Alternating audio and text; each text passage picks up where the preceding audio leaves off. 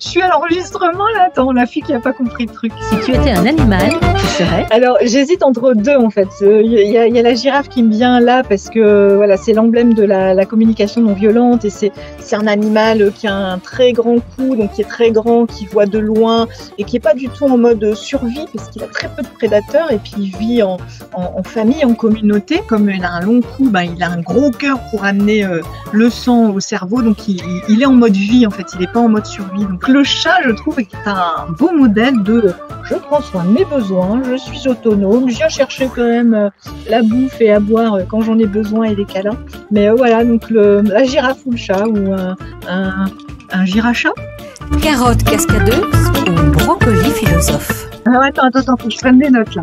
T'as dit quoi? Carotte cascadeuse? J'adore ces questions qui n'ont pas de sens. Carotte cascadeuse ou brocoli philosophe? Je peux choisir une carotte philosophe?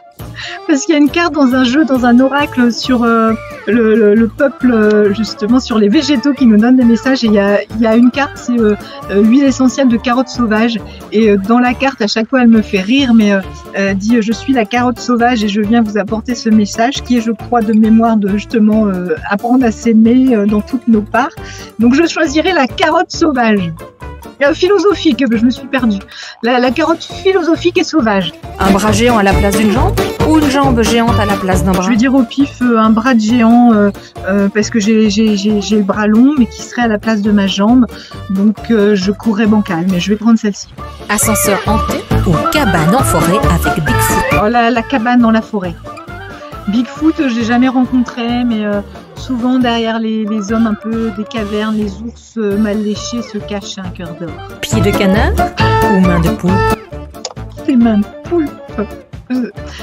Pied de canard, des mains de... Les poulpes, est-ce qu'ils ont plein de bras, les poulpes? Sting tofu ou le loom tofu? Écoute, je vais prendre mon sac à poulpe. Le sting tofu, si peut-être fermenté, je devrais pouvoir le manger. Les feux de l'amour ou les visiteurs?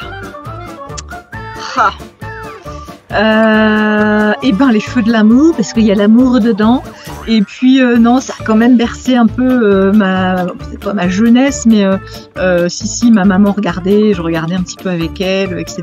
Non mais les feux de l'amour, il y a ce côté vintage et puis assumons qu'on a regardé, j'assume que j'ai regardé les feux de l'amour. Quelle est ta pire blague? Ah si, j'ai une image assez formidable. On était à table et donc il y avait ma fille Héloïse en face de moi, je crois, et il y avait son amie Inès qui était là, et je crois que mon mari était en face, peu importe. Et puis je raconte cette blague, et donc on était en train de manger des spaghettis bolognaises, et je dis à Inès, tu sais comment on appelle un chien qui est sourd? Elle me dit non. Et là je fais un chien! Et elle a tellement eu peur qu'elle a fait un bond et toutes les spaghettis ont volé. Mais donc elle a fonctionné.